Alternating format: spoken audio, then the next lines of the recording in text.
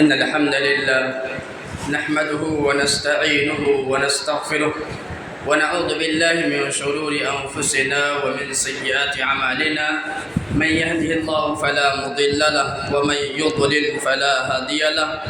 وأشهد أن لا إله إلا الله وحده لا شريك له وأشهد أن محمدا عبده ورسوله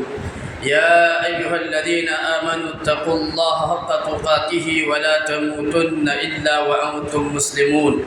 يا أيها الناس اتقوا ربكم الذي خلقكم من نفس واحدة وخلق منها زوجها وبث منهما رجالا كثيرا ونساء واتقوا الله الذي تساءلون به والأرحام إن الله كان عليكم رقيبا يا أيها الذين آمنوا اتقوا الله وقولوا قولا سديدا يصلح لكم أعمالكم ويغفر لكم ذنوبكم ومن يطع الله ورسوله فقد فاز فوزا عظيما أما بعد فإن خير الحديث كتاب الله وخير الهدي هدي محمد صلى الله عليه وسلم وشر الأمور محدثاتها وكل محدثة بدعة وكل بدعة ضلالة وكل ضلالة في النار قال الله سبحانه وتعالى في كلامه المجيد قاف والقرآن المجيد بل عجبوا أن جاءهم منذرهم منهم فقال الكافرون هذا شيء عجيب أإذا متنا وكنا ترابا ذلك رجع بعيد قد علمنا ما تنقص الأرض منهم وعندنا كتاب حفيظ بل كذبوا بالحق لما جاءهم فهم في أمر مريج أفلم ينظروا إلى السماء فوقهم كيف بنيناها وزيناها وما لها من فروج وقال الله تبارك وتعالى في مقام آخر فأما من طغى وآثر الحياة الدنيا فإن الجحيم هي المأوى وأما من خاف مقام ربه ونهى النفس عن الهوى فإن الجنة هي المأوى حضرات گرامی و حاضرین جمعہ اور پردہ نشین خواتین اسلام، اللہ رب العالمین کا بے پایا فضل و احسان ہے کہ جس کی توفیق و اعانت سے ہم اور آپ اس مقدس گھر میں حاضر اور اکٹھا ہوئے ہیں۔ بعدہ درود و سلام ہو ان تمام انبیاء علیہم السلام پر، بالخصوص ہمارے آخری نبی جناب محمد عربی صلی اللہ علیہ وسلم پر، جنہوں نے اللہ رب العالمین کا پیغام کما حقہ امت تک پہنچا دیا۔ میرے اسلامی بھائیوں، آج کے اس خطبہ جمعہ کے اندر جس ٹاپک و عنوان پر کچھ باتیں آپ حضرات کے سامنے رکھنے کی کوشش کی جائے گی وہ ہے نفس کی حقیقت۔ سامعین، خطبہ مسنونہ کے بعد میں نے سورہ نازعات کی 2 آیت کریمہ آپ کے روبرو تلاوت کی ہے، جس کے اندر اللہ رب العالمین نے اس بات کی وضاحت کی ہے کہ جنت و جہنم کا انحصار نفس پر منحصر ہے۔ اگر انسان اپنے نفس پر کنٹرول کرتا ہے، اللہ اور اس کے رسول کے مطابق اپنے نفس کو چلاتا ہے، تو وہ انسان جنت کا حقدار بنتا ہے، جنت کا مستحق ہوتا ہے۔ اور اگر انسان اپنے نفس کو بے لگام چھوڑ دیتا ہے، جو اس کا نفس چاہ رہا ہے وہی کر رہا ہے، اس کو شریعت سے کوئی لینا دینا اور شریعت سے کوئی تعلق نہیں، تو وہ انسان جہنم کے مستحق ہو جاتے ہیں،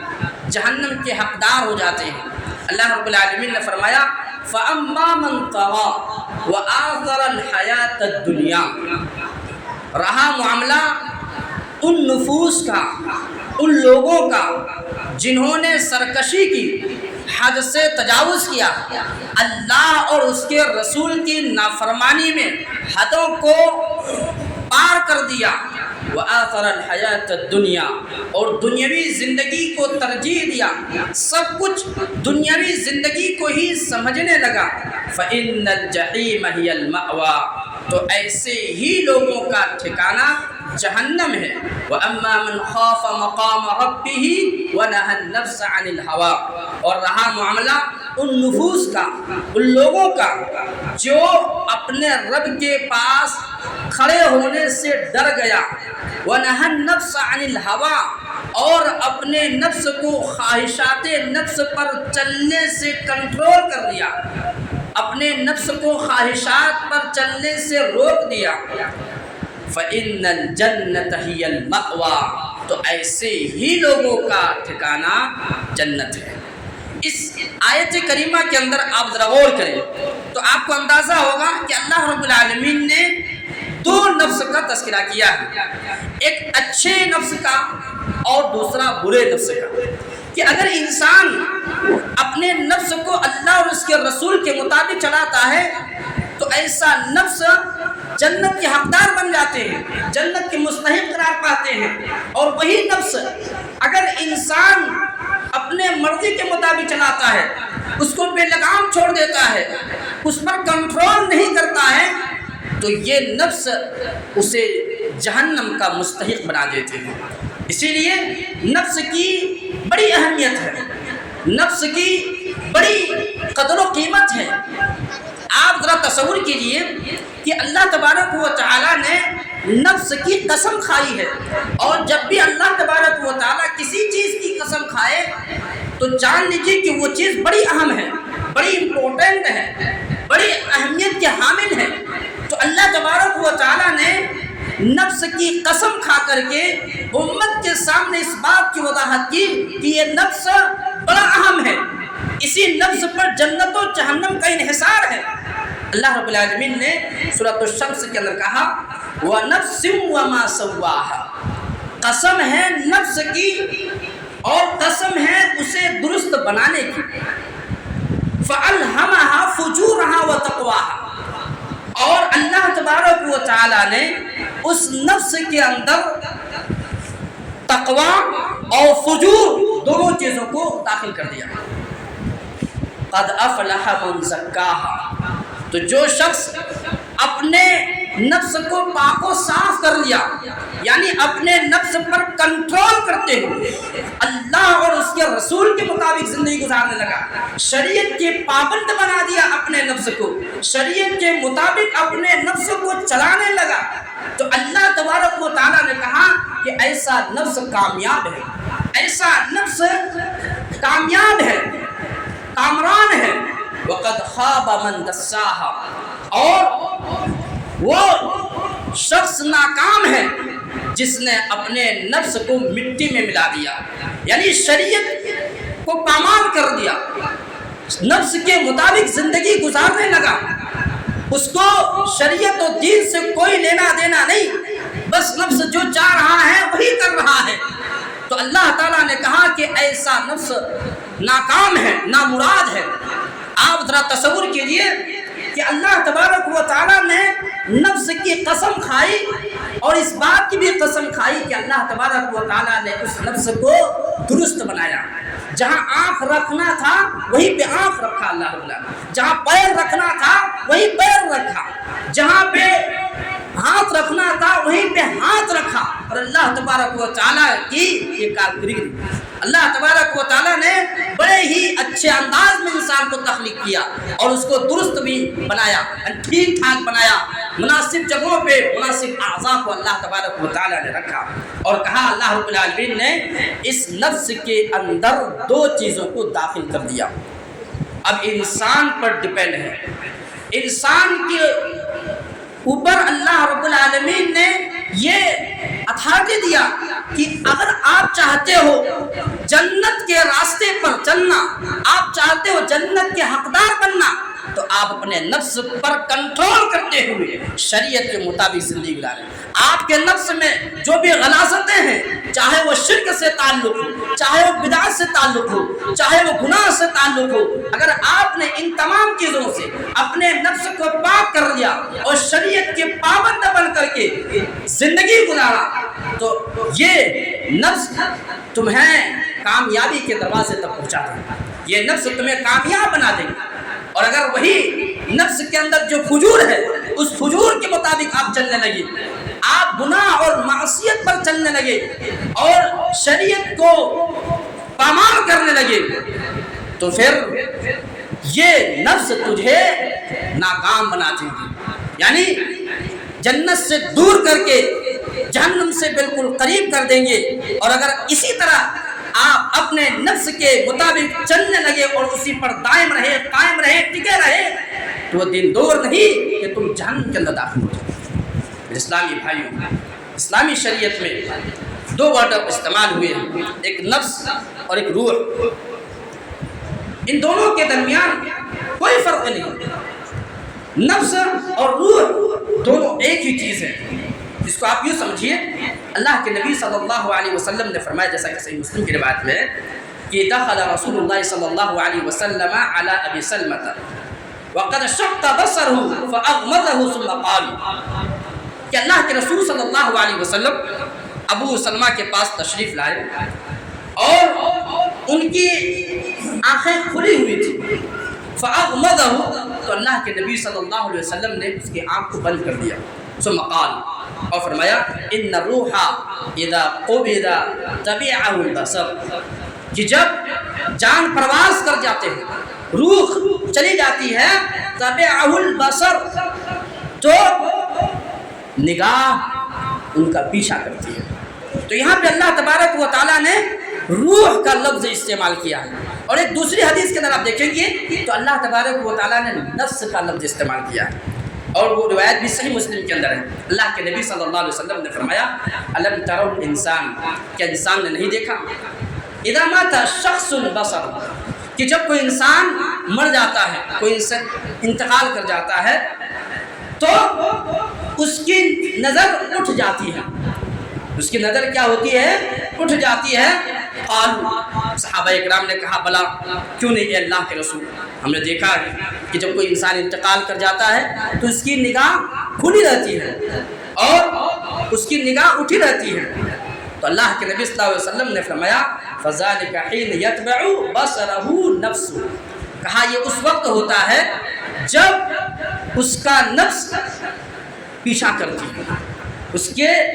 نگاہ اس کے نفس کا پیچھا کرتی ہے۔ اللہ کے نبی سے کیا میں کہ یہ کب ہوتا ہے، نگاہ کب اٹھتی ہے، آنکھیں کب پھٹی کی پھٹی رہ جاتی ہے، کہ جب اس کی نگاہ اپنے روح کا پیچھا کرتی ہے۔ تو اس حدیث کے اندر اللہ کے نبی صلی اللہ علیہ وسلم نے نفس کا استعمال کیا، اور اوپر والی حدیث کے اندر اللہ کے نبی صلی اللہ علیہ وسلم نے روح کا لفظ استعمال کیا، جس سے معلوم یہ ہوا کہ دونوں ایک ہی چیز ہے، نفس اور روح، ان دونوں کے درمیان کوئی فرق نہیں، روح بولے تو اس سے مراد نفس، نفس بولے تو اس سے مراد روح، دونوں لازم ہے، دونوں کے اندر کوئی ڈفرنٹ نہیں، کوئی فرق نہیں، دونوں ایک ہی چیز ہے۔ اسلامی بھائی، نفس یہ وہ چیز ہے کہ جس کو اللہ تبارک و تعالیٰ نے عہد الست میں گواہ بنایا تھا۔ جب اللہ تبارک و تعالیٰ نے آدم اور اس سے جتنی ذریت قیامت کی صبح تک پیدا ہونے والی تھی سب کو پیدا فرمایا، اور پھر اللہ تبارک و تعالیٰ نے ان تمام نفوس کو اکٹھا کر کے کہا الست بربکم، کیا میں تمہارا رب نہیں ہوں؟ تو کیا کہا؟ سارے نفوس نے بیک وقت اور بیک زبان ہو کر کے کہا کہ اے میرے رب، تو ہی ہمارا رب ہے۔ اللہ رب العالمین نے سورہ اعراف کے اندر اس کا نقشہ کھینچا ہے وَإِذْ أَخَذَ رَبُّكَ مِنْ بَنِي آدَمَ مِنْ ظُهُورِهِمْ ذُرِّيَّتَهُمْ وَأَشْهَدَهُمْ عَلَىٰ أَنفُسِهِمْ أَلَسْتُ بِرَبِّكُمْ قَالُوا بَلَىٰ شَهِدْنَا أَن تَقُولَ يَوْمَ الْقِيَامَةِ إِنَّا كُنَّا عَنْ هَٰذَا غَافِلِينَ، کہ اللہ تبارک و تعالیٰ نے آدم علیہ السلام کو پیدا فرمایا اور اس سے جتنی ذریت پیدا ہونی تھی سب کو اللہ تبارک و تعالیٰ نے پیدا کیا، ظاہر کیا، اور پھر ان لوگوں پر اس بات کا گواہ بنایا وَأَشْهَدَهُمْ عَلَىٰ أَنفُسِهِمْ، اور اللہ تبارک و تعالیٰ نے ان کے نفوس پر، ان کے نفس پر گواہ بنایا الستُ بربکم، کیا میں تمہارا رب نہیں ہوں؟ معلوم یہ ہوا کہ اللہ تبارک و تعالیٰ نے عہد الست کی جگہ پر جس چیز کو گواہ بنایا یہ وہی نفس تھا، اور نفس کو گواہ بنا کر کے اللہ رب العالمین نے عہد و پیمان لیا کہ کیا میں تمہارا رب نہیں ہوں؟ سارے نفوس نے بیک زبان ہو کر کے کہا کہ اے میرے رب، تو ہی میرا رب ہے، تو ہی میرا معبود برحق ہے۔ اور اللہ تبارک و تعالیٰ کا احسان دیکھیے کہ اسی عہد و پیمان جو ہم اللہ کے پاس کر کے آئے تھے یاد دہانی کے لیے انبیاء کرام کا سلسلہ جاری کیا، تاکہ کوئی یہ نہ کہے کہ ہم بھول گئے تھے، ہم اس سے غافل ہو گئے تھے۔ میرے اسلامی بھائی، یہ نفس انسان کو کبھی اچھائی کا حکم دیتے اور کبھی برائی کا حکم دیتے۔ معلوم یہ ہوا کہ یہ نفس بہت اہم ہے، بہت کردار رکھتا ہے یہ نفس انسان کو اچھائی پر بھی ابھارتا ہے اور برائی پر بھی ابھارتا ہے۔ اللہ رب العالمین نے سورہ آل عمران کے اندر اس کا نقشہ یوں کھینچا کہ یوم تجد کل نفس ما عملت من خیر محضرا وما عملت من سوء تود لو ان بینہا وبینہ امدا بعیدا، کہ جس دن تمام نفس اپنے کیے ہوئے اعمال کو حاضر پائے گا، چاہے وہ اچھے ہوں چاہے وہ برے ہوں، تمام اعمال جو کچھ انہوں نے کیا تھا دنیا کے اندر وہاں حاضر پائے گا۔ جو لوگ اچھے کیے ہوں گے وہ تو خوش ہوں گے، وہ تو تمنا کریں گے کہ یہ اللہ جنت کے اندر داخل کب ہوں، جنت میں داخل ہونے والی گھڑی کب آئے کہ جلدی جنت کے اندر داخل ہو جائے۔ اور جو برے کام کیے ہوں گے، جو نفس کے مطابق چلا ہوگا، نفس کے خواہشات کو پورے کرنے میں لگے ہوں گے، کوئی نیکی لے کر نہیں جائے ہوں گے، کوئی نیکی لے کر کے اللہ کے پاس نہیں ہوئے ہوں گے، تو وہ کہے گا، کیا کہے گا؟ تود لو ان بینہا وبین امدا بعیدا، کہ کاش اس کے اور اللہ کے درمیان بہت دور کا فاصلہ ہوتا ہے، بہت دور کا فاصلہ ہوتا ہے۔ تو معلوم یہ ہوا کہ اس نفس کے اندر اچھائی بھی ہے برائی بھی ہے۔ اگر انسان اچھا کام کرنا چاہتا ہے، اپنے نفس کو اچھا بنانا چاہتا تو اچھا بنا سکتا ہے، شریعت کے پابند بنا سکتا ہے، لیکن اگر انسان اس نفس کو غلط استعمال کر کے برا بنانا چاہتا ہے وہ برا بھی بن جائے گا۔ میرے اسلامی بھائی، یہ نفس جہنم میں جائے گا تو تین باتیں کہے گا۔ جب یہ نفس جہنم میں جانے لگیں گے تو یہ تین باتیں کہیں گے۔ پہلی بات کیا کہیں گے؟ ان تقول نفس یا حسرت علی ما فرطت فی جنب اللہ وان کنت لمن الساخرین، کہے گا نفس کیا کہیں گے؟ یا حسرت، ہائے افسوس کہ میں نے اللہ کے حقوق کی ادائیگی نہیں کیا تھا، میں نے اللہ کے حقوق کو پامال کرتا رہا، اللہ کے حقوق کو کسی اور کو دیتا رہا، اور مزید میں یہ کام کرتا تھا کہ مذاق اڑانے والوں کے ساتھ مذاق اڑاتا تھا۔ کاش یہ کام نہ کیا ہوتا تو آج یہ منظر دیکھنے کو نہیں ملتا۔ دنیا کے اندر میں اللہ کے حقوق کو پامال کرتا رہا، اللہ کے حقوق کو کسی اور کو دیتا رہا، جس کا نتیجہ یہ ہے کہ ہم اس جگہ کھڑے ہیں۔ کاش اگر یہ نہ کیا ہوتا تو ہم اس جگہ کھڑے نہ ہوتے۔ معلوم یہ ہوا کہ نفس کے پیچھے چلنا اور نفس کی ہر بات کو ماننا جو برائی کی طرف لے جاتے ہوں، یہ انسان کے لیے قیامت کے دن افسوس کا سبب بنے گا۔ اور دوسرا کیا کہیں گے؟ او تقول لو ان اللہ ہدانی لکنت من المتقین۔ دوسری بات کیا کہیں گے کہ اگر اللہ رب العالمین مجھے ہدایت دیتے تو ہم پرہیزگاروں میں سو جاتے، یعنی تقدیر پر ڈال دیتے کہ تقدیر میں لکھا ہی نہیں تھا اچھا کام کرنے کا، اگر اچھا کام کرنا لکھا ہوتا تقدیر میں تو ہم اچھا کام کرتے، آج بھی کچھ ایسے ہی کرتے ہیں، کیا کریں مولوی صاحب سب ٹھیک ہے لیکن ہدایت نہیں مل رہی ہے، سب کچھ تقدیر پر ڈال دیں گے، لیکن کبھی کسی کو زبان سے یہ نہیں سنا کہ کیا کریں مولوی صاحب آج کھانے کی توفیق نہیں ملی، کھانا سب کھاتے ہیں، کھانے میں کبھی کوئی مسئلہ نہیں، دنیا کے مسئلے میں کبھی کوئی ہیلا بہانا نہیں، لیکن جب نماز کی بات آئے گی، شریعت کی بات آئے گی، تو صاحب دعا کیجئے ہدایت مل جائے۔ یہ بھی مذاق کی قسم میں بھائی، آپ کوشش نہیں کر رہے ہیں، آپ کا ارادہ بھی نہیں ہے، اور پلس میں یہ کر رہے ہیں کہ آپ دعا کیجئے، بھائی پہلے آپ کوشش تو کریں۔ یہ بھی مذاق کے زمرے میں آتے ہیں، جو بات کرتے ہیں خود تو نماز نہیں پڑھیں گے، خود شریعت کے پابند نہیں، اور جب اس کو شریعت کی طرف کھینچ کے لائیں گے تو صاحب دعا کیجئے ہدایت دے دے اللہ تعالیٰ۔ مطلب آپ نہیں چاہتے ہدایت، آپ ہدایت کی طرف آنا نہیں چاہتے، ہدایت کی طرف پہلے خود ارادہ کریں اور ہدایت کی طرف آنے کی کوشش کریں، دیکھیے اللہ تعالیٰ آپ کو ہدایت دیں گے۔ تو کچھ لوگ ایسے ہوتے ہیں جو تقدیر پر ٹال دیتے ہیں، لیکن دنیا کے معاملے میں تقدیر نہیں ٹالتے ہیں، صرف شریعت کے معاملے میں، اتنا بات یاد رکھیں۔ تو کہا کہ او تقول لو ان اللہ ہدانی لکنت من المتقین، کیا کہے گا کہ اگر اللہ مجھے ہدایت دیے ہوتے تو ہم متقی و پرہیزگاروں میں سے ہوتے۔ اور تیسری بات کیا کہیں گے، او تقول حین تری العذاب لو ان لی کرۃ فاکون من المحسنین، اور جس وقت وہ عذاب کو دیکھ لیں گے تو کہیں گے لو ان لنا کرۃ، کہ ایک کاش ہم کھیل و تماشے نہ بنائے ہوتے، فاکون من المحسنین، تو میں احسان کرنے والوں میں سے ہوتا۔ اللہ تبارک و تعالیٰ نے ان تمام باتوں کا جواب دیتے ہوئے کہا بلا، کیوں نہیں، قد جاءت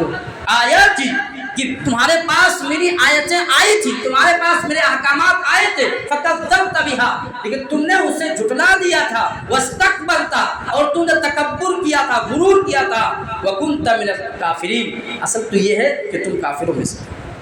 تم تو اللہ اور اس کے رسول کی باتوں پر چلنے والوں میں سے تھے ہی نہیں۔ اسی طریقے سے میرے اسلامی بھائی، یہی نفس ہے جو انسان کو ہدایت کی طرف رہنمائی کرتا ہے، یہی نفس ہے جو انسان کو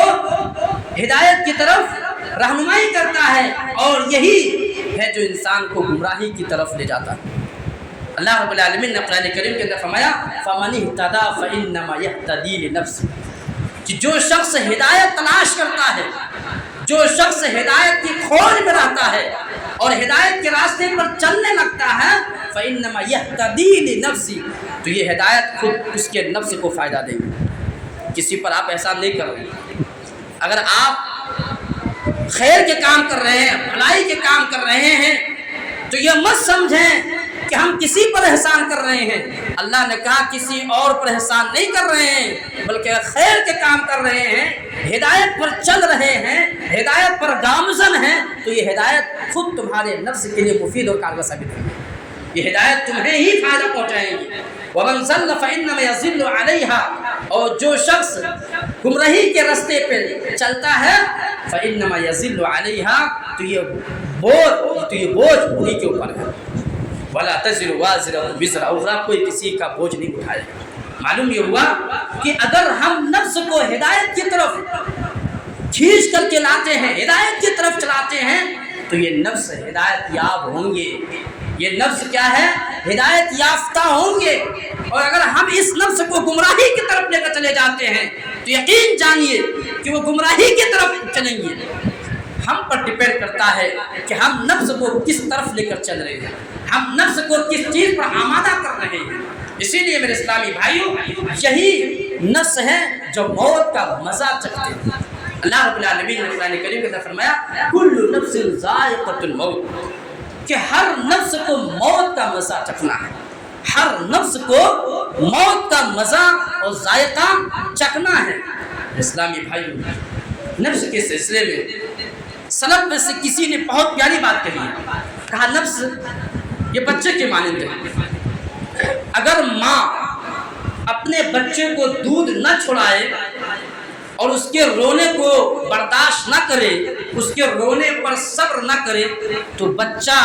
جوان ہو جائے دودھ پیتا ہی رہے گا، دودھ چھوڑے گا نہیں۔ لیکن اگر ماں صبر کر لے، ماں برداشت کر لے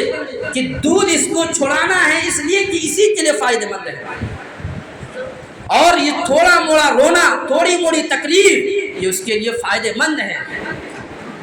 تو بچہ جب دودھ چھوڑتا ہے تو ماں کو تکلیف ہوتی ہے کیونکہ بچہ روتا ہے، لیکن اس تکلیف پہ صبر کرتا ہے کیونکہ یہ رونا اس کے لیے مفید ہے۔ اگر یہ دودھ نہیں چھوڑتا ہے تو کسی اور چیز کے عادی نہیں بنیں گے، کسی اور کھانے کی طرف یہ راغب نہیں ہوں گے۔ اسی طریقے سے ہمارا نفس ہے کہ اگر ہم نفس کو اچھائی کی طرف راغب نہیں کریں گے، اچھائی کی طرف ہم اس کو کھینچ کر کے نہیں لائیں گے، تو یقین جانیے کہ اچھائی کی طرف میلان نہیں ہوں گے، کیونکہ نفس جو ہے یہ برائیوں کی طرف بھی کھینچ کے لے جاتے ہیں۔ وہ ہماری ذمہ داری بنتی ہے کہ ہم اچھائی کی طرف اس کو کھینچ کر لائیں۔ تکلیف تو ہوتی ہے، فجر میں اٹھ کر کے مسجد آنا کس کو تکلیف نہیں ہوتی، لیکن جس کو یہ تڑپ ہو کہ اللہ کے نبی صلی اللہ علیہ وسلم نے فرمایا کہ جس نے فجر کی صرف 2 رکعت سنت پڑھ لیا تو اس نے دنیا اور دنیا کی تمام نعمتوں سے بڑھ کر دولت حاصل کر لیا۔ تو وہ انسان یہ سوچ کر کے مسجد آتا ہے کہ ہم نے دنیا اور دنیا کی تمام نعمتوں سے بڑھ کر چیز حاصل کر لی ہے۔ جب یہ سنت کا حال یہ ہے تو فجر کی نماز کی کتنی فضیلت ہوگی۔ انسان بستروں کو چھوڑ کر کے، تمام آرام دہ چیزوں کو چھوڑ کر کے مسجد میں آتا ہے، اور وہ مسجد میں آتے آتے آتے ایک دن ایسا ہوتا ہے کہ نفس اس کا عادی بن جاتا ہے، اور جب تک وہ فجر کی نماز مسجد میں آ کر نہیں پڑھتا ہے اس کو سکون نہیں ملتا ہے۔ پھر ایسے انسان کو گھر میں نماز پڑھنے میں سکون نہیں ملتا جب تک وہ مسجد میں نہ آئے۔ کیوں؟ کیونکہ اس نے اپنے نفس کو اچھائی کا عادی بنا دیا ہے۔ اچھائی کی طرف انہوں نے اپنے نفس کو اس طرح عادی بنا دیا ہے کہ جب تک وہ اچھا کام نہیں کرے گا اس کو سکون ملے گا ہی نہیں۔ اور اسی طریقے سے اس کے برعکس اگر انسان اپنے نفس کو گھروں میں نماز پڑھنے کے عادی بنا دے، من مرضی نماز پڑھنے کے عادی بنا دے، گانا سننے کو کوئی گناہ نہ سمجھے، فراڈ اور جھوٹ بولنا کوئی گناہ نہ سمجھے، اور اسی پر وہ چلتا رہتا ہے اور اسی کے وہ عادی بنا دیتا ہے، تو جب اچھائی کا کام کرتا ہے تو نفس کو گھٹن محسوس ہوتا ہے، تو نفس کو بڑی تکلیف ہوتی ہے کہ ہم اچھا کام کیوں کر رہے ہیں، کیونکہ اس کو مزہ نہیں آتا ہے، کیونکہ انہوں نے اپنے نفس کو برائی کا عادی بنا چکا ہوتا ہے اور اس کو برائی میں لذت ملتی ہے۔ آپ بہت ایسے لوگوں کو دیکھیں گے جو گانا سنتے ہیں تو جھوم جاتے ہیں، لیکن جب قرآن سنتے ہیں تو گھوم جاتے ہیں۔ وجہ کیا ہے؟ کیونکہ انہوں نے اپنے نفس کو برائی کے عادی بنا دیتے ہیں، تو جب گانا بجتا تو جھوم جاتا ہے، لیکن وہی درس ہو رہے ہوں، قرآن کی باتیں ہو رہے ہو، شریعت کی باتیں ہو رہے ہوں تو گھوم جاتے ہیں، کیونکہ مزہ نہیں آتا، اس کو کی فرق پڑتا ہے، نفس کو عادی بنانا پڑتا ہے اچھائی کی طرف۔ اسی لیے کہا والنفس كالطفل ان تهمله شب على حب الرضاع وان تفتمه ينطفئ۔ نفس کیا ہے؟ بچے کی مانند ہے کہ ہمارے اوپر ذمہ داری بنتی ہے کہ ہم نفس کو اچھائی کی طرف میلان کریں۔ میرے اسلامی بھائی، نفس کے سلسلے میں امام ابن قیم رحمہ اللہ بہت پیاری بات کرتا ہے، کہا کہ نفس کی 3 خوبیاں ہیں، 3 صفات ہیں، 3 حالت ہیں۔ ان میں سے پہلی حالت یہ ہے کہ نفس امارہ، نفس کی پہلی حالت کیا ہے؟ امارہ۔ یہ ایسا نفس ہے جو انسان کو صرف گناہ پر ہی ابھارتا،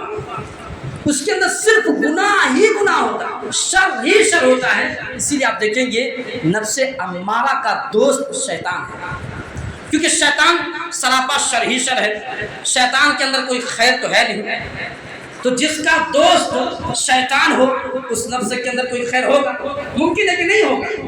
کیونکہ شیطان کا دوست ہے اور شیطان سراپا شر ہے، اس کے اندر کبھی خیر نہیں دیکھیں گے، آپ کبھی خیر نہیں دیکھیں گے۔ بظاہر لگے کہ خیر ہے لیکن اس کے اندر خیر کی چیز پائی ہی نہیں جاتی۔ شیطان سر سے پیر تک پورا شر ہی شر ہوتا ہے، اور جس کا دوست شیطان ہو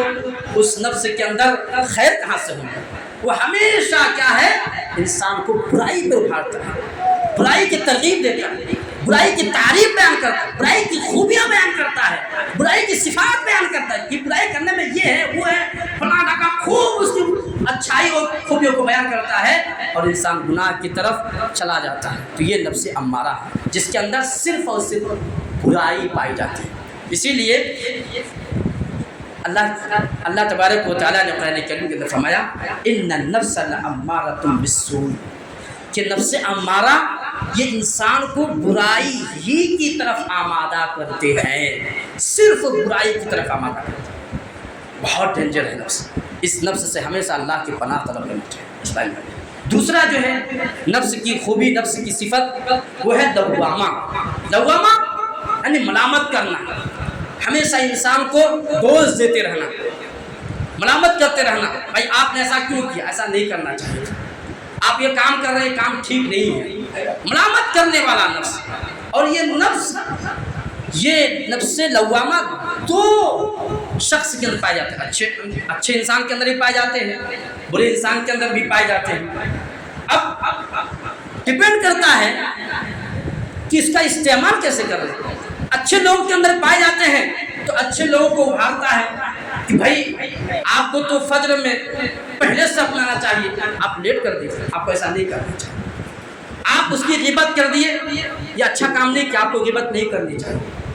تو یہ نفس لوامہ اس کے لیے خیر ثابت ہو جاتا ہے۔ مومن کے لیے نفس لوامہ یہ خیر ثابت ہوتا ہے، کیونکہ اس کی برائی، کیونکہ اس کے اچھائی کم کرنے پر اس کو ملامت کرتے آتا ہے کہ آپ نے اچھائی آج بہت کم کی ہے، آپ تو مسجد میں آج دکھائی نہیں دیے، ٹھیک نہیں ہے، ایسا نہیں کرنا چاہیے آپ وہاں بکواس میں فضول چیزوں میں اپنا وقت ضائع کر دیے، نہیں کرنا چاہیے، وہی وقت آپ کو مسجد میں آ کر کے قرآن کی تلاوت میں وقف کرنا چاہیے تھا۔ تو یہ مومن کے لیے نفس لوامہ خیر ثابت ہوتے ہیں، کیونکہ اچھائی کے کم کرنے پر ملامت کرتا ہے کہ آپ کو اور اچھائی کرنا چاہیے تھا، آپ کو اور خیر کے کام کرنے چاہیے تھا، آپ کو اور اچھا کام کرنا چاہیے تھا، ہمیشہ ملامت کرتے رہتا ہے۔ اور اگر یہی نفس فاجر کے ساتھ پائے جائے تو اس کے لیے بہت برے بن جاتے ہیں۔ اگر فاجر کے اندر نفس لوامہ ہوتا ہے تو گانا 1 گھنٹہ سنتا ہے، بھائی آپ کو بہت کم سنا، آپ کو 3 گھنٹہ سننا چاہیے، آپ کو 2 گھنٹہ سننا چاہیے، ارے آپ تو آج اس کی برائی بیان ہی نہیں کی، کرنا چاہیے تھا نا، وہ بہت بدتر آپ کے خلاف بہت سازشیں رچ رہے ہیں، آپ اس کی برائی لوگوں کو بتائیں تاکہ لوگ کیا کریں، اس سے دور رہیں، یا فراڈ، جھوٹ، دغابازی، ان تمام چیزوں پر برے انسان کو نفس لوامہ آمادہ کرتا ہے۔ تو یہ نفس لوامہ برے انسان کے لیے بہت برا ہوتا ہے اور اس کے لیے شر ہو جاتا ہے۔ اسی لیے اللہ رب العالمین نے نفس لوامہ کی قسم کھائی ہے، کہا وَلَا أُقْسِمُ بِالنَّفْسِ اللَّوَّامَةِ، اور قسم ہے نفس لوامہ کی۔ معلوم یہ ہوا کہ نفس لوامہ یہ بہت اہم ہے، اس کے استعمال کرنے پر اگر مومن کے حق میں نفس لوامہ ہوتا ہے بہت خیر ثابت ہوتے ہیں، اور اگر فاجر کے ساتھ نفس لوامہ ہے تو بہت شر ثابت ہوتا ہے۔ تو نفس لوامہ کی 2 کیفیت ہے اس کے استعمال پر۔ اسی طریقے سے اسلامی بھائی، ایک نفس کی جو حالت ہے وہ نفس مطمئنہ، اور یہ نفسوں میں سب سے بہترین نفس ہے، کیونکہ اس کے اندر صرف خیر ہی خیر پائے جاتے ہیں، وہ اللہ کے احکامات، نبی کے احکامات پر بالکل اطمینان اور سکون محسوس کرتا ہے۔ اللہ نے کہا نا بس، آگے کسی اور کی بات کرنے کی ضرورت نہیں، ہم کو عمل کرنا بس، قرآن میں ہے نا بس، ہم کو سکون مل گیا، قرآن میں لکھا ہوا نا بس، دل ٹھنڈک، اور عمل کرنے پر وہ آمادہ ہو جاتا ہے۔ تو نفس مطمئنہ کے اندر صرف اور صرف نیکی اور خیر ہی پائی جاتی ہے۔ اسی لیے اللہ تبارک و تعالیٰ نے نفس مطمئنہ کو یہ اعزاز بخشا ہے کہ اللہ تبارک و تعالیٰ نے نفس مطمئنہ کو خطاب کر کے یہ اعزاز دیا ہے کہ تم بہت اہم ہو، تم بہت اچھے ہو۔ اللہ تبارک و تعالیٰ نے فرمایا ہے قرآن کریم کے اندر کہ یا ایھا النفس المطمئنہ ارجعی الی ربک راضیۃ مرضیہ فادخلی فی عبادی وادخلی جنتی۔ اسی لیے اہل علم اس کی بہت بہترین تعریف کرتے ہیں، کہتے ہیں محبوبات شرعیہ محبوبات طبعیہ بن جائے، یعنی شریعت کو جو پسند ہے اس کی طبیعت کو پسند ہو جائے، شریعت کو جو اچھا لگ رہے اس کے نفس کو بھی اچھا لگنے لگ جائے، تو یہ کیا ہے؟ نفس مطمئنہ ہے۔ اور کہا مکروہات شرعیہ مکروہات طبعیہ بن جائے، شریعت جس چیز کو ناپسند کرتی ہے اس کی طبیعت بھی اس کو ناپسند کرنے لگ جائے، شریعت جس چیز سے بالکل ناپسند کرتی ہے اس کی نفس بھی اس سے کراہیت محسوس کرنے لگ جائے، تو سمجھ لو کہ اس انسان کو نفس مطمئنہ حاصل ہو گیا۔ یعنی جو صرف نیکی کی طرف راغب دیتے ہو اور گناہ کا نام سنتے ہی کوسوں دور بھاگ جاتے ہو، سمجھ جاؤ کہ وہ انسان نفس مطمئنہ کو پا لیا۔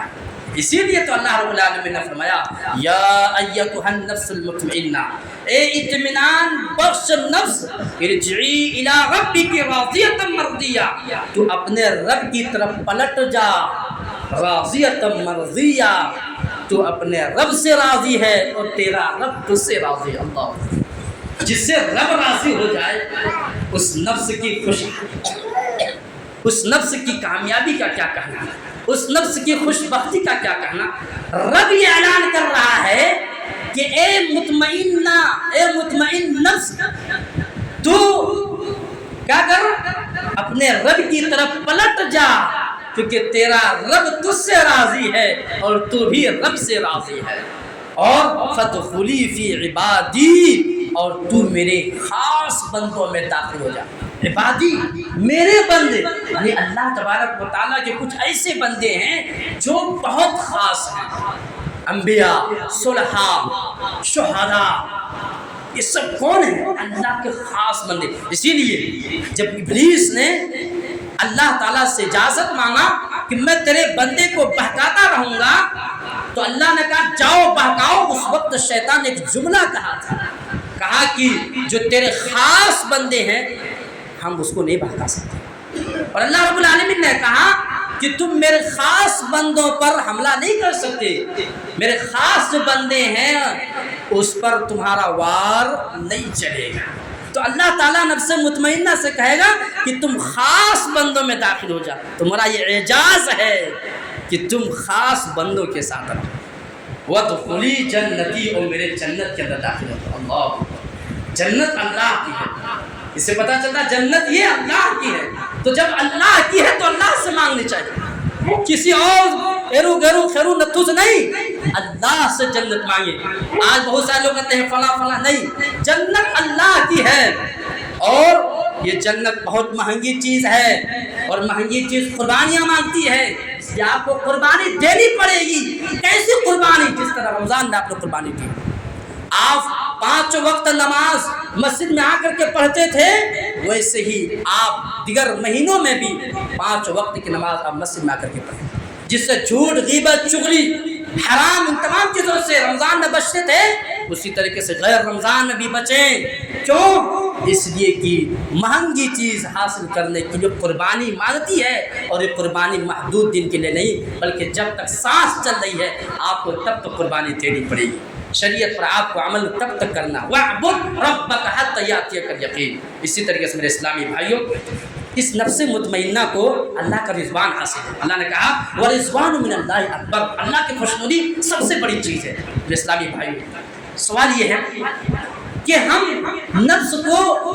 کیسے علاج کر سکیں؟ اگر نفس بگڑ گئے ہوں تو ہم اس کو نفس مطمئنہ کیسے بنا سکتے ہیں؟ اس کا علاج یہ ہے کہ ہم دعا کریں اللہ تبارک و تعالیٰ سے۔ اللہ کے نبی صلی اللہ علیہ وسلم دعا کرتے تھے اللہم آتی نفسی تقواہا وزکاہا انتا خیر من زکاہا وانتا خیر ولیہا ومولاہا۔ صحیح مسلم روایت میں کہتے تھے اللہ کے نبی صلی اللہ علیہ وسلم، اے اللہ تو میرے نفس کو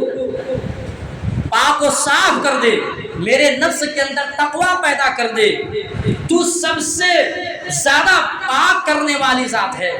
اور تو اس نفس کا ولی ہے، مددگار ہے اور نگراں بھی ہے۔ تو اے اللہ میرے نفس کو پاک کر دے اور میرے نفس کے اندر تقوی پیدا کر دے۔ اسی طریقے سے اللہ کے نبی صلی اللہ علیہ وسلم نے ایک اور دعا کرتے تھے اصلح لی شأنی کلی ولا تکلنی الی نفسی طرفۃ عین، کہ اے اللہ میرے نفس کو میرے حوالے آپ پلک جھپکنے کے برابر بھی مت کرنا، یعنی میرے نفس کو میرے حوالے ذرہ برابر بھی مت کرنا، پلک جھپکنے تک بھی میرے نفس کو میرے حوالے مت کرنا۔ اسی طریقے سے اسلامی نفس کو شریعت کا پابند بنانے کے لیے آپ کو کیا کرنا ہے؟ آپ کو نفس مطمئنہ بنانا ہے تو اپنے نفس کو شریعت کا پابند بنا دیں۔ اللہ کے نبی صلی اللہ علیہ وسلم فرمایا لا یؤمن احدکم حتی یکون ہواؤہ تبعا لما جئت بہ، کہا کہ تم میں سے کوئی شخص کامل ایمان والا نہیں ہو سکتا جب تک کہ اس کی خواہشات اس چیز کی تابع نہ ہو جائے جو کچھ میں لے کر کے آیا ہوں۔ یعنی اس کی خواہشات شریعت کے پابند بن جائے، تو یقین جانیے کہ جب آپ اپنے نفس کو شریعت کے پابند بنا دیں گے تو آپ کو نفس مطمئنہ حاصل ہو جائے گا، اور جب آپ کو نفس مطمئنہ حاصل ہو